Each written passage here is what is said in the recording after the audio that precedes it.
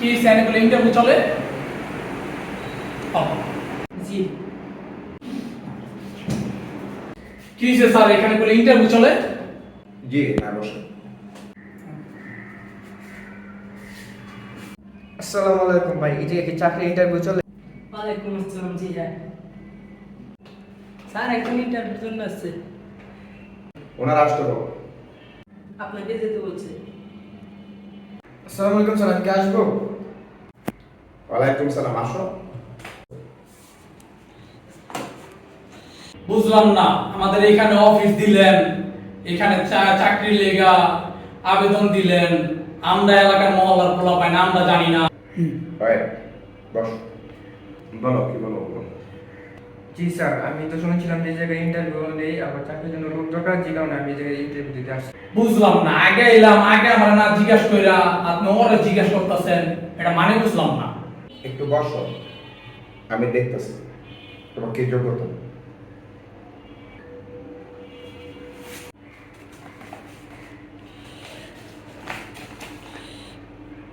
তোমার যোগ্যতা দাও।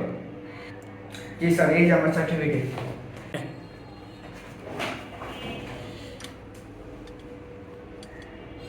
হ্যাঁ ঠিক আছে। কি হইছে ভাই, কইতে আইছো? হ্যাঁ, এখানে চাকরি লেগা এসব চাকরি পাইবা না। হ্যাঁ ঠিক আছে, তোমাদের দুজনের ফাইল দেখা হয়েছে। আমি কিছু প্রশ্ন দেব, যে প্রশ্নটা বাংলাতে পারবে তাকে দেওয়া হবে। বুঝলাম না স্যার, মানে আইসি সার্টিফিকেট দিছি, পড়ালেখা করছি, বাপ মা পড়ালেখা শিখাইছে, সারা জীবন স্কুলের পিছে দৌড়দৌড়ি করলাম, আবার কি এর প্রশ্ন? এটা আবার প্রশ্ন কিসের? তুমি বসো, মাথা গরম করবে না, আমি দেখতেছি। আচ্ছা, দুজনে দুইটা প্রশ্ন দিব, ঠিক আছে? যে প্রশ্নটা বাংলাতে পারবে তাকে যোগ্যতা দেওয়া হবে। আচ্ছা বলো তো, বাংলাদেশের জাতীয় পাখির নাম কি? কাউয়া। আচ্ছা তুমি বলো তো। স্যার, আপনার প্রশ্নের উত্তরটা হলো দোয়েল। Thank you. ঠিক আছে, তোমারটা ঠিক আছে। বুঝলাম না, আমার লোকে কি মজা হন, পরে কি কন আর আমার লোকে কি কন?